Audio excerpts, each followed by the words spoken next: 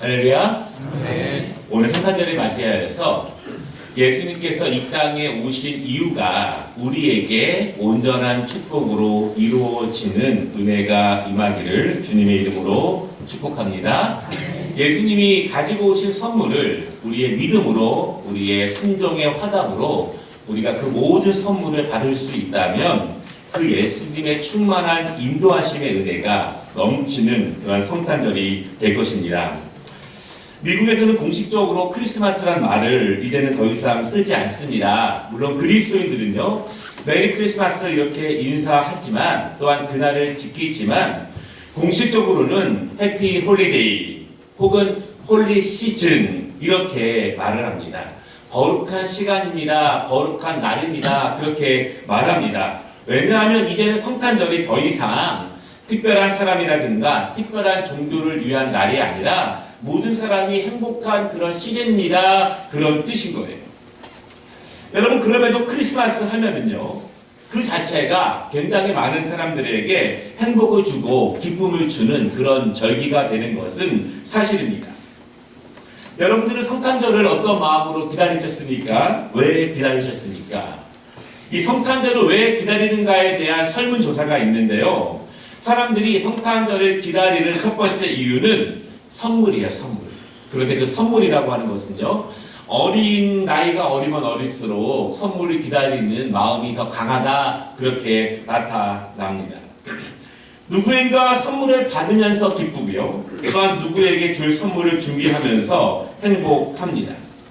우리가 이 성탄절을 크리스마스로 보내든지 해피 홀리데이로 보내든지 어찌 보면 이 성탄절 계절에 선물은 가장 필수적인 것이 되었습니다. 그리고 사람들은 선물을 통해서 기쁨을 얻고 행복을 나눕니다.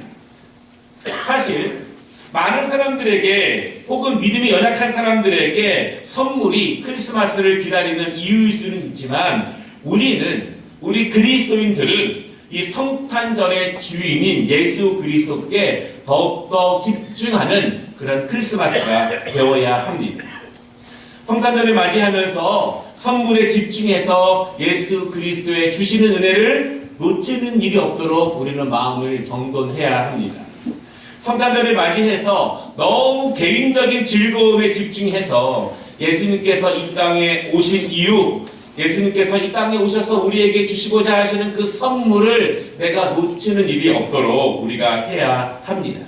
왜냐하면 우리가 그리스도인이라면, 우리가 예수님을 따르는 자들이라면, 우리의 영원한 생명을 그분께 맡긴다면 그분이 우리의 삶을 지키시고 인도하시고 축복해 주시는 분이라면 우리는 이 성탄의 계절 예수님께 더욱더 집중하는 것이 더욱더 중요하고 그것이 더 복된 은혜다, 이것입니다. 오늘 우리가 함께 읽은 본문을 통해서 만약 우리가 예수님께 선물을 드린다면 예수님께서 가장 기뻐하실 수 있는 선물은 무엇인가? 여러분, 그런 마음과 함께 오늘 본문을 통해서 예수님이 가장 기뻐하실 수 있는 선물을 드릴 수 있는 성탄절이 되시기를 주님의 이름으로 축원합니다. 오늘 두 가지로 말씀을 나누겠습니다. 첫 번째는요, 비슷하지만 핵심이 아닌 고백이 있습니다. 예수님은 크신 능력을 보이셨습니다. 오늘 우리가 읽은 16장 바로 앞부분을 보면은요, 예수님께서는 많은 병자를 고치셨습니다. 맹인과 저는 자들을 고치셨습니다. 4,000명이 넘는 사람들을 떡 7개와 작은 생선 2마리로 풍성하게 먹이셨습니다. 기적이 계속 일어나고 있습니다. 이런 일들이 이제는 제자들에게 일상이 되어버렸습니다. 예수님은요, 이 땅에 오셔서 우리에게 선물을 주십니다. 모든 연약한 것들을 강건하게 고치시고 죽어가는 생명들을 살리시고 절망 가운데 있는 사람들에게 소망을 주시는 선물을 우리에게 주셨습니다. 그래서 예수님이 가시는 곳곳마다 수많은 연약한 사람들이 예수님을 따라 나섭니다. 그런데 이런 생각을 해보았습니다. 과연 그들은 무슨 생각을 가지고 무슨 마음을 가지고 예수님을 따라 나서고 있는가? 그들에게 예수님은 어떤 분이신가? 그분이 누구인지 알고 이렇게 열심히 예수님을 따라가고 있는가? 단지 자신의 질병을 고쳐주기를 원하는 마음으로 예수님을 따라 나서는가? 혹시 단순히 내 문제, 내 어려움, 내 고통, 내 슬픔 그것을 해결받기 위해서, 왜냐하면 예수님께서 다른 사람을 그렇게 고치셨기 때문에 나도 그렇게 고침받고 싶어하는 마음으로 예수님을 따라가고 있는가? 예수님은 단지 내 문제만을 해결해 주시는 그런 분이신가? 사실은 그런 사람도 있습니다. 예수님께 나와서 예수님의 은혜를 통해서 문제를 해결받고 예수님 곁에 머무는 것이 아니라, 더 충성하는 것이 아니라 예수님을 떠나서 그냥 자신의 삶으로 세상으로 돌아가는 사람도 분명히 있습니다. 어떤 사람들은요, 예수님을 따라다녀도 자신의 문제가 해결되지 않습니다. 그러다 실망하고 낙심하고 그냥 돌아가는 사람들도 있습니다. 이들에게 예수님은 단순히 자신의 문제만을 해결해 주는 그런 분일 뿐입니다. 예수님은 그런 사람들의 마음을 모르지 않습니다. 예수님은 따라다니는 사람들의 마음을 다 아십니다. 수많은 사람들이 예수님을 따라다녔지만 그들이 어떤 마음으로 따라다니는가는 각각 다를 수 있어요. 각각 다른 목적을 가지고 다른 마음을 가지고 예수님을 따라다닐 수 있습니다. 많은 성도들이 예배를 드려도 어떤 마음으로, 어떤 믿음으로 예수님 앞에 나와서 예배를 드리고 있는지 그 마음은 각각 다를 수 있습니다. 여러분, 그렇지만 각각 그 마음이 다를 수 있다는 것, 그것이 과연 좋은 것일까요? 그것은 좋은 것이 아닙니다. 왜냐하면 하나님께 예배를 드리는 데 있어서, 하나님을 섬기는 데 있어서 정답은 여러 가지가 아니기 때문입니다. 예수님을 따르는 이유에 대해서 내가 예수님께 예배하고 그분을 따라다니는 이유는 여러 가지 답변이 필요한 것이 아니라는 그런 말씀입니다. 오늘 예수님께서 그 핵심을 보십니다. 그리고 제자들에게 물어보세요. 사람들은 나를 뭐라고 하느냐? 수많은 사람들이 나를 따라다니고 있는데 그들은 어떤 마음을 가지고 나를 따라다니고 있느냐? 이것을 예수님이 제자들에게 물어보십니다. 그때 제자들이 답변하는 거예요. 어떤 사람은 예수님이 세례 요한과 비슷하게 말한다고, 선포한다고 그렇게 말합니다. 어떤 사람들은 예수님의 능력이 엘리야의 능력 같다고 그렇게 말합니다. 어떤 사람들은요, 예수님이 예레미야나 선지자들 같은 메시지를 선포합니다. 그렇게 사람들이 말합니다. 그래서 따라다닙니다. 그렇게 말합니다. 예수님을 따라다니는 수많은 사람들의 그런 마음을 제자들이 종합해서 예수님께 말씀을 드리는 거예요. 이런 생각을 해보았습니다.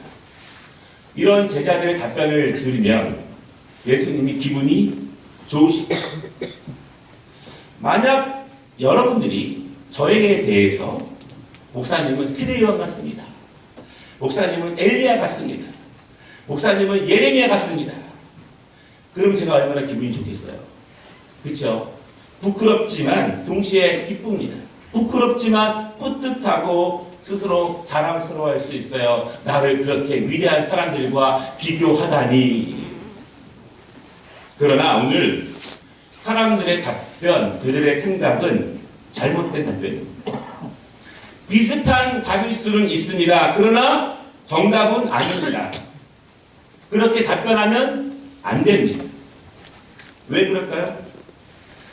예수님은 성경에 예언된 메시아 하나님의 아들로 이 땅에 온 것입니다. 엘리야, 세례요한, 예레미야는 단순히 예수 그리스도를 예비하는 심부름꾼에 지나지 않습니다. 그들이 위대한 일을 했지만 그들은 아무것도 아닙니다.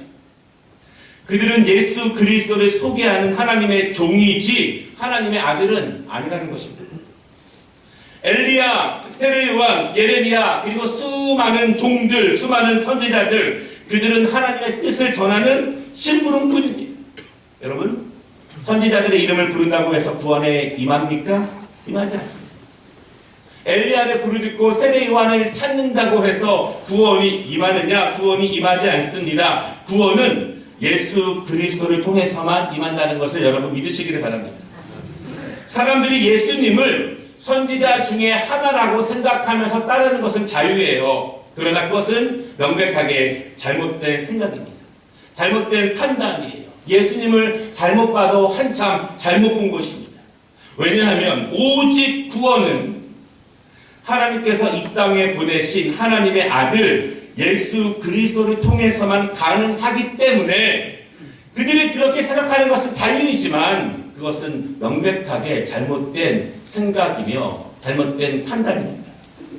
만약 평생 예수님을 세례 요한으로, 엘리야로, 예레미야로 생각하면은 잘못된 신앙생활을 한 것입니다. 그렇게 믿으면 구원받지 못합니다. 성탄절을 맞이해서 나에게 예수님은 어떤 분이신가 이것을 정확하게 생각해 보는 시간이 되기를 원합니다. 비슷하게 답변할 수 있어요. 그러나 구원은 비슷한 답변으로 가는 것이 아닙니다. 정답만이 구원의 길임을 믿으시기를 바랍니다. 이단들이 많은 시대입니다. 내 신앙 고백이 애매모호하면 비슷하면 안 됩니다. 그것으로는 아무것도 할 수 없어요. 여러분, 천국 문의 열쇠는요, 정확해야지 모양이 비슷하거나 애매하게 비슷한다고 그 문을 열 수 있는 것이 아닙니다. 정확하게 완벽하게 맞아야 구원이 임한다는 사실을 여러분 믿으시기를 바랍니다. 혼탁한 이 시대, 미혹의 영들이 많은 이 시대에, 이단들이 많은 이 시대에 정신을 차리고 집중해서 비슷한 답이 아니라 정답을 고백할 수 있는 이 성탄절이 되시기를 주님의 이름으로 축원합니다. 두 번째는요, 베드로의 고백은 최고의 고백입니다. 예수님은 이제 제자들에게 물어보십니다. 그때 베드로가 답변합니다. 너는 나를 누구로 아느냐? 사람들은 나를 세례 요한이라고 말하고 엘리야라고 말하고 예레미야라고 말한다면 너는 나에게 뭐라고 말할 수 있느냐? 너에게 나는 도대체 누구냐? 너는 어떤 마음으로 나를 따르고 있느냐? 이것을 물어보십니다. 지금까지 네가 나를 만나서 나의 가르침을 배우고 나의 삶을 함께하고 나의 일을 경험하고 나와 함께 하나님께 나아가면서 네가 느끼고 네가 생각하고 판단한 나는 누구인가? 너는 다른 사람들에게 나에 대해서 정확하게 뭐라고 말할 것인가? 예수님은 그것을 물어보십니다. 오늘 예수님께서 제자들에게 물어보신 질문을 우리에게도 분명히 물어보실 것을 여러분 기억하시기를 바랍니다. 우리에게 물어보십니다. 너는 나를 처음 만난 이후로 나의 가르침을 배워가면서 나와 영적인 도전을 해가면서 나와 함께 예배하고 기도하고 나의 말씀과 함께 사회생활을 하면서 학교 생활을 하면서 너는 나에게 대해서 어떤 확신을 가지고 있는가? 너는 나에게 얼마나 중요한 존재인가? 너는 다른 사람들에게 나를 뭐라고 정의할 수 있는가? 너는 나 외에 다른 것으로 나를 대체할 수 있는 것이 있느냐? 예수님은 분명히 이것을 우리에게 물어보실 것입니다. 그때 우리는 뭐라고 답변할 수 있을까요? 다른 사람이 하는 말 말고 어떤 신학자가 정의하는 것 말고 부모님의 신앙 말고 나는 내 입으로 어떻게 답변할 수 있는가? 애매하게 답변하겠는가? 비스무리하게 답변하겠는가? 오늘 베드로의 고백을 보십시오. 16절 말씀에 주는 그리스도시요 살아계신 하나님의 아들이시니이다. 이렇게 고백합니다. 저는 이 고백을 위대한 고백이다 이렇게 정의합니다. 왜 그럴까요? 그리스도, 이 말은 히브리 말로는 메시아입니다. 기름 부은 자, 헬라어로는 그리스도입니다. 베드로의 고백은 이것입니다. 주님, 저는 주님께서 정확하게 메시아인 것을 압니다. 주님은 구약에 예언된 메시아, 바로 우리를 구원해 주실 분이며 이 땅을 회복시킬 분이며 어두운 이 세상을 다시 빛으로 밝히실 메시아인 것을 저는 분명히 압니다. 전에는 몰랐지만, 전에는 애매했지만, 모호했지만 지금은 분명히 압니다. 확신합니다. 이런 고백입니다. 베드로는 또한 고백합니다. 살아계신 하나님의 아들이십니다. 주님은 살아계십니다. 하나님께서 우리를 사랑하시사 우리를 구원하시기 위해서 보내신 하나님의 아들이시며 하나님이십니다. 지금도 살아서 우리와 함께 계시고 우리에게 역사하시는 살아계신 하나님이십니다. 이 고백입니다. 베드로는 예수님의 가르침을 배웠습니다. 여러분 어찌 보면요, 베드로가 예수님의 말씀을 배운 것보다 우리가 훨씬 더 많이 배웠을 수 있어요. 베드로가 예수님의 말씀을 들은 것보다 우리가 훨씬 더 많이 읽었을 수 있습니다. 베드로는 예수님의 삶을 함께 했습니다. 예수님의 기적을 보았습니다. 함께 기도했습니다. 함께 전도했습니다. 함께 천국 복음을 전했습니다. 이렇게 경험해 보고 나니 예수님을 따를 때에는, 사람 낚는 업으로 부를 때에는 아무것도 없이 그저 따라 나섰지만 예수님의 모든 것을 경험하고 난 후 그의 고백은 주는 그리스도시요 살아계신 하나님의 아들이십니다. 이렇게 고백을 하게 됩니다. 베드로의 고백이 위대한 고백인 이유는 이것입니다. 그의 고백은 애매모호한 대답이 아니라는 것입니다. 그의 대답은 비슷한 대답이 아닙니다. 그의 대답은 두리뭉실한 대답이 아닙니다. 베드로는 자신이 경험한 예수 그리스도를 고백했습니다. 그 고백이 바로 정답입니다. 여러분, 예수님을 내가 뭐라고 고백해야 될까요? 모르신다면 베드로처럼 고백하시기를 바랍니다. 이것이 정답이에요. 애매하게 모호하게 대답하면 안 됩니다. 예수 그리스도는 정확하게 대답해야 합니다. 예수님의 말씀대로 살다 보니, 성령이 역사하시다 보니, 그 말씀을 중심으로 살다 보니 정말 예수님이 메시아시고 하나님의 아들이라는 것이 분명히 믿어지는 것입니다. 그럼 여러분, 예수님을 엘리야라고 고백하고 세례 요한이라고 고백하고 예레미야라고 고백한 사람들과 베드로의 고백, 가장 큰 차이는 무엇일까요? 그것은 본 것을 고백하느냐, 경험한 것을 고백하느냐의 차이입니다.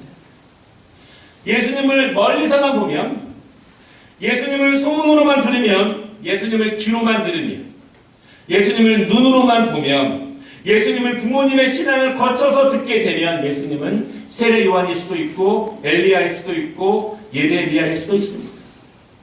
멀리서만 예배드리면, 막연하게 예배드리면, 막연하게 기도하면, 막연하게 신앙생활하면 예수님은 그렇게 볼 수 있어요. 세례 요한처럼, 엘리야처럼, 선지자들처럼 그렇게 보일 수 있습니다.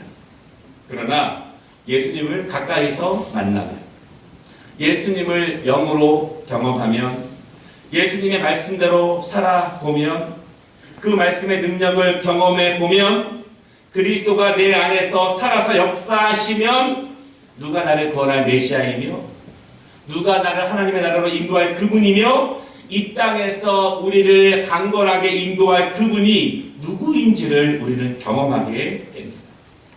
예수님을 주님으로 모시면, 그리고 예수님을 나의 주인으로 영접하면 그분이 살아계신 하나님의 아들이라는 것을 알게 됩니다.